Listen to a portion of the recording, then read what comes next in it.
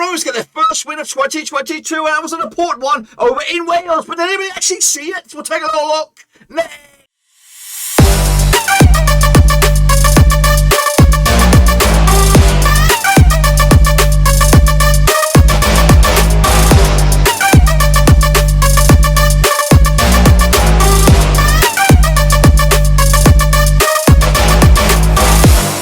Once again, another match review looking back at Blackburn Rovers' latest win over the Championship, and we'll get to that in just 1 second. If you're new, where you been? Smash your subscribe to keep back at all things Championship related. Blackburn Rovers related, world football related. We gotta know here, boys. Under one Brewski, that's right. Rovers picking up a cheeky win in Wales, that's right. Of course, 1-0 win in the end to keep us in the hunt for promotion. I'm just going to say promotion. It could be playoffs. It could be automatics. We just don't know. It is a bit of an exciting time to be a Rover right here, right now. And of course, let's take a little look at all of it in a minute. Of course, big shout out to my VRPs there, the Patreons, guys. Thank you for your loving. Of course, if you are interested in helping out the channel, check out the link down below, patreon.com/Roverseas. We could be on for something special. So here we go then. Let's recap the game in all its bloody detail. Cardiff City, no fans in the stands, and nobody can watch the pissing game either, or only a limited selected few, and I wasn't one of them for the first 30 odd minutes of it. So fortunately, the massive Rovers community out there did get me the goal. I did see it. It was a bit of a banger as well, and it was Joe Rothwell scoring the goal, one and only goal on the 14th minute to give Rovers a cheeky lead. To kind of put nerves to one side, and in all honesty, from what I gather, for the first half, Rovers looked the better side. However, Cardiff were, of course, a force to be reckoned with in the second half, and they made matters very complicated for us. In fact, we made matters complicated for ourselves with a red card as well. Ryan Nyambe, red missed, of course, double yellow for him. You could probably say it might be falling on the manager's fault, that one. We, of course, I think we picked up a few yellow cards as well on the game, and of course managing those yellow cards is part and process of being the manager, the coach, of course, seeing the problems, of course, and alleviating that. So yeah, we had a bit of an issue with that, but unfortunately Nyambe was sent off, which is a bit of a weird one because he's now banned for the next game, which will be against Hull City on Wednesday, which will open up possibly the opportunity for J. Rankin Costello or the new guy, Dio Zifuk, who's been waiting. Of course, wasn't going to get in the game today, but of course he might be fast-tracked into the team this coming midweek. Anyway, of course, let's take a look at the stats here. 66% possession for Cardiff, 34% for Rovers. Shots, 11 shots for Cardiff, 4 for Rovers. We were very poor in front of goal today. But however, we did make one of those shots count. Of course, it went at the back of the net as well. Of course, Cardiff with those 11 shots, 3 of them were off target. We'll have a look at the full stats in a minute. I'm just watching Bristol City here, sorry. I'm getting a bit sidetracked. I think the referee has called that off. Anyway, sorry, I just got to win a little bit ahead of myself. Anyway, of course, 7 corners for Cardiff, 2 for Rovers. That was a weapon of theirs. Of course, set pieces, long throws, causing Rovers better problems. But fortunately, Kaminsky was in between sticks, and he made his presence well known in this one. 12 free kicks for Cardiff, 10 for Rovers. What have we got down here? Fouls, I think, 10 for Cardiff, 13 for Rovers, and offsides, none, which is, of course, a nice stat to have. There we go. Let's break it down a little bit more detailed there. Of course, shall we? 11 shots to 4, 2 of them on target apiece. Of course, some of the 11 shots, Cardiff just 2. Rovers, a 50% success rate with their shots on target. Again, they had more corners than they did. They did hit the woodwork, it hit the bar. Of course, it was more of a cross than an attempt.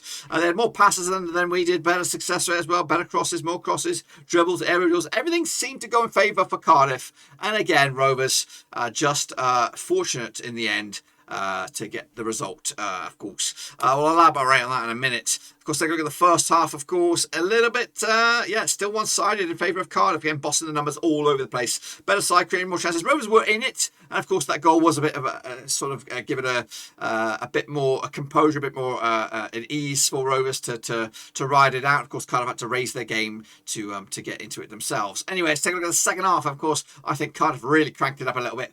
6 shots for them, just 1 on target, 2 off target. And, of course, Rovers just the 2. Oh, my gosh, I've just seen it. I'm watching it live as I do it. Bristol City have got a goal against Fulham. We love to see it. Sorry, I'm just getting off. I'm watching it right here, right now. I'm trying to do 4 things at once here, guys. I'm bloody making ribs here. I'm bloody recording this thing. And I'm watching Bristol City taking the lead at big scoring Fulham. Of course, they just beat him in the FA. So I'm going sidetracking here, but I'm trying to do multiple things. Well, then the bloody Rovers, of course, doing us a favour as well. That'll leave us in second spot. But anyway, get back on it. Get back on. Hey, get back on track. I'm getting on track. So, of course, yes, they had all the passes. Yes, all that kind of stuff. But Rovers did the only thing that mattered was put the ball in the back of the net. Great goal for Bristol City. I'm seeing it right in front of my eyes. What have I got there for you? Of course, let's take a look at the starting lineups. We're going with Rovers first. Producer, you've messed that up. Of course, Kaminsky between the sticks. We have Wharton. Of course, we are unbeaten with Wharton. Van Heck, Lennon as well. Travis, Rothwell, Nyambe, Taylor Dunn. Of course, coming in for Pickering and did pretty good as well. Who's that goal? Who got the goal anyway? Lovely goal. Nyambe, Taylor Dunn, John Buckaroo, Kedra, and of course, big bad boy Bernardo Diaz up top. But again, didn't really get the goal, so they didn't really get the service. Kedra, of course, was withdrawn at midway through the second half. But of course, Rovers did enough to manage the game. Take a look at the subs then. Ayala did come on, so did Bradley Johnson and Sam Gallagher as well. Simeono getting the goal on the 7th minute to give Fulham a bit of a wobble.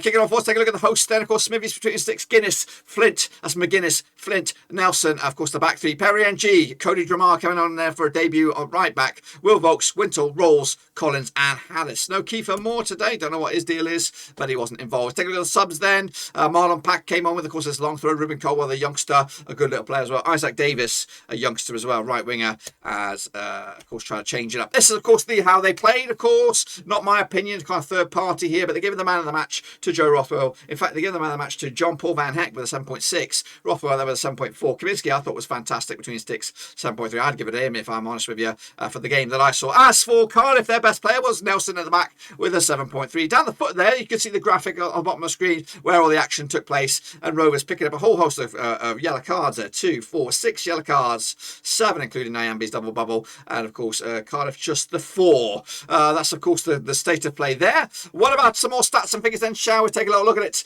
Here you go. Of course, this is the shot grid here. Rovers represented by the blue, Cardiff represented by the orange. Of course, they peppered us a little bit with 11 shots compared to Rovers 4. 3 of them were outside the box. That's of course what we were resulted to, including one of them was the goal. Joe Rothwell was a screamer, and of course goes in the back of the net. He's getting more goals this season. Just sign the bloody contract, Joe. Bloody just sign it, will you? 564 passes for Cardiff, 300 for, of course, Rovers. Pass success rate. Do we have that stat here? I don't think we do see that. And they just shade the aerial duels as well. Cardiff 26 to our 25. And they had more touches than we do as well. Of course they did. And again, they hit the woodwork as well. The shots grid for Cardiff. Rawls had 3. He was the most prominent guy in the attacking department. Of course, Nelson got himself a couple of efforts as well. As for Rovers, 2 efforts coming from Brereton. Of course, 1 from Rothwell. And that was in the back of the net. Let's take a look at the heat maps then, shall we? Of course, Cardiff bossing with possession. Of course, coming down the left-hand side as well. More often than not. Rovers, of course, the hottest man in the box there was, of course, the goalkeeper, Kaminsky, very, very important man, busy man, and for me, the star of the show for Blackburn Rovers. That's, of course, a little bit of a take on me. What about the gaffer, Tony Moby? Here he is with his thoughts and take on the game in Wales. Well, for 20 minutes, I thought we were in control and moving the ball around, looked confident, scored a great goal. And then I think the fact the game became so bitty probably helped Cardiff, really. I mean, it seemed to me as if every tackle seemed to be a booking. And by the nature of the stoppages, and if we were giving them fouls away and getting booked, the ball was coming in our box and they forced a few more corners and a few more long throws. I think they've got some good footballers, Cardiff. You know, I like some of their footballers, and but it became a little bit not.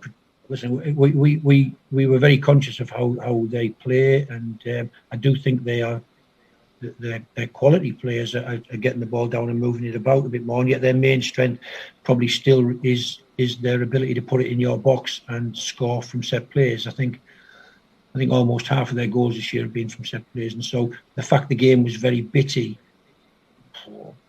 did it play into their hands because they had the ability to put the free kicks in, and then it was a corner off a free kick, and then it was a throw in off a corner, and it just kept coming in our box. And yet some brilliant resilience from the team today. I'd have preferred us to play like we did for 20 minutes for about 80 minutes, but it wasn't to be. We had to dig in. I think the team have shown that they can keep clean sheets. It's difficult to get through this team, and if anything, there was a frustration at the death that we didn't pick the right pass in the last 10-15 minutes when we broke away with Sam Gallagher, that we just couldn't slide people in to score a second and win the game that way. But pleased with the resilience, brilliant clean sheet away from home. okay, we'll put the points in the bag and we'll move on to Wednesday. How pleased are you with that resilience, despite the fact that you had to go down to 10 men? And what did you make of the decision to send Ryan Nyambe off today? Well, listen, like I said, it was an accumulation, wasn't it, really? I don't think Ryan... I've had Ryan for nearly 5 years now, and he's the nicest lad you'll ever meet. He hasn't got a red card in him, I don't think. And yet, the fact that every tackle was a booking, the accumulation means a red card for Ryan. And we adapted well, we adjusted well. They pushed Flint up top, and we put Ayala on, and we saw it out. There's some great blocks at the end. I think Kaminski took some great pressure off by taking a couple of long balls in as well, and we saw the game out. So happy with the points. It was a difficult game. It was a bit scrappier than we would normally have liked to play, but that's the way. However you get 3 points, it's important, and we managed to get them today. And one moment of real quality has won it. Joe Rothwell, terrific finish for the goal, and his all-round performance today, one of his most complete maybe in a Rovers shirt.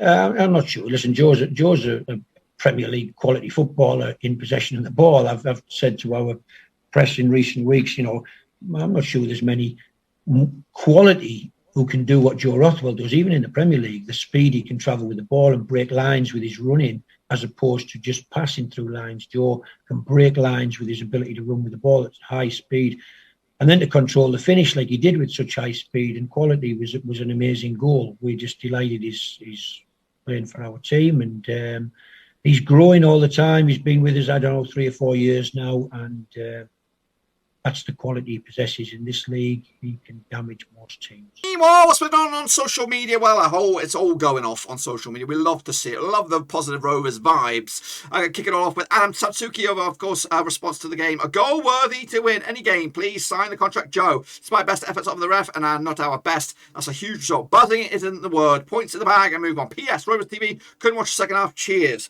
But now I don't care about the 10 quid. Well, I want my money back, and we'll talk about that in a minute. Meanwhile, Gary Barrett said, get in Luton, thank you. Of course, this result was amplified by the fact that Bournemouth fluffed their lines against Luton Town and Amari Bell. I'm going to put it on there, Amari Bell. Meanwhile, Adam Lodge said, what's the difference Scotty Wharton has made to that defence? He is a warrior. Jack said, you beautiful, beautiful bastardos. Thomas Keeley said, wasn't the prettiest, but you can't blow every team away every week. We battled, won every second ball, and with their long throws, there were many. If you can win without playing well, you will go far. Great winner from Luton, 96 minutes as well. Roll on Wednesday, TM. Sparky82 says, shows the kind of individual players we have when the likes of Rothwell can step up and make their mark and change the outcome of the game. Big Al 71, come on Rovers, top of the league. Of course, Premier League, here we come. Jake Diaz, you beautiful bastards, he said. Played shit, but that's a huge 3 points. Luke Fred Berry, winning ugly. Something we've never been able to pull off in recent years. Barnes, as Hannah Barnes said, God, good fought win. Another pathetic performance from a championship referee. But hey, the better team still won with 10 men. Of course, how good is Mowbray for Blackburn? Honestly, the best match we've had in a long time. That's Rooks 0. Mark Collins said, matches like that win leagues. We're adding to our squad as well. Dak, to come back, just stick to this winning formula. They all know what they're doing. I think we're labbing on that as well. We've got Z Fook waiting in the wings, hopefully to come in on Wednesday. And we've also got, hopefully, Mac and Day to sign on the deal. The dotted line, of course, the top goal scoring machine over in the Premier League 2. And Mike Scott said, boom, these games are the ones that win the league. Promotion, the scrappy 1-0 wins with 10 men for almost 20 minutes shows massive character. I do believe that. That is a stellar result. This was a stellar result regardless of that 10 men sort of bullshit decision of sending off Ryan Nyambe. Coming here to Cardiff, it wasn't too long ago when they were competing for Premier League themselves. It wasn't too long ago then they were playing in the Premier League themselves. So coming here, I know you looked at the table and all that kind of stuff, and yes, we should have won this game anyway on when you look at the grand scheme of things. But I always thought this was going to be a banana skin, and Rovers have sidestepped it beautifully. Let's take a look at what's going on elsewhere, of course. What am I looking at here? What is this? This is this. Okay, of course, let's take a look at what's going on elsewhere around the grounds. Of course, now this is actually a graphic that doesn't exist at the moment. But of course, what I am looking at is the result against, of course, Luton Town and Bournemouth. Big win for, of course, Luton. Of course, Rovers kicking ass, sticking names. I'm actually recording this right here, right now, as the main games, of course, are taking place on Saturday. And right here, right now, as I speak, Bristol City are beating Fulham, which, of course, is massive for us. It will keep us in the top 2 heading into Wednesday. A game in hand, of course. for our schedule. Anyway, by the time this goes live or on the thing, we'll have the rest of the results here, and of course, it will be able to look nice and pretty. Let's take a look at the league table as well, and what you can see as well is that we will also, depending on what goes on with the Fulham game and all that kind of stuff, either be top 2 or be in 3rd spot. Regardless of all that, we will be at least 6 points, depending on what goes on between West Brom and QPR. I don't know. We'll be at least ahead of West Brom, regardless of what goes on elsewhere. But again, the table should be updated when this video goes live, so what I would say is enjoy it. Suck it in. The fact that we're level on points with Bournemouth, played the same amount of games as well, is absolutely valuable to us. Of course, we're going to play them again. We've already beaten them once, and of course, we beat them at their place. So hopefully when we come back to Ewood Park, we'll raise our game and really put the bloody pressure on them, of course, because they should be fancy to go up with, of course, the quality they have. And of course, the keepy uppy champion from McDonald's, Puffer Jacket extraordinaire, Scotty Parker at the helm. Lovely ball as well, still watching it. Come on, Bristol City, by the way. Of course, they are winning at this moment, and hopefully they still win at the end of it. Let's take a look at what's going on around the corner then. Of course, Rovers in action midweek against Hull City, a game we must not fluff our lines here. Of course, there'll be fans back for this one, and again, a reasonably decent travel, or reasonably short travel for the Rovers faithful. Also, on the midweek games, we're pressing against Sheffield United, Fulham against Birmingham. Again, we'll be all Birmingham for that one as well. And running up against Luton Town. A good shout out to Luton Town for the honours. However, the full fixture list next week looks like this. Of course, Bristol City up against Cardiff. Of course, the two guys that I'm really focusing about today. Not like for us against Derby, bit of a crunch clash that one. I might even have to do a cheeky watch along on that one, or we'll talk about what's going to happen next week. Anyway, Sheffield United against Luton Town, Swansea against Preston, Reading against Huddersfield, Blackburn against Millwall, Coventry against QPR, Stoke against Fulham, West Brom, Peterborough, Bournemouth against Hull. Of course, that will complete, and Birmingham against Barnsley. That completes your Saturday games. But of course, Monday night football, it'll be Rovers, it'll be Middlesbrough, it'll be live in front of the cameras, of course, and hopefully we'll be live there to join you to watch that game as well. So a big old few days for Rovers. Make or break sort of stuff for really. If we can pick up 4 points out of those next 2 games, I'll be taking it. Of course, a lot of fans would say we got to get 6 out of 6, and we should get. Well, hopefully we can compete and get 6 out of 6. But realistically, deep down in my gut, if we can get 4, I'll be happy with it. That is pretty much it, guys. That is it. And again, hopefully I'll update the graphics for you. Then be sure to give the video some love and smash your thumbs up, smash your subscribe. Check out the links down below on Twitter, Twitch, Facebook, and of course Patreon as well. But until then, boys, we are Donny Dunzo. Until then, I'm out.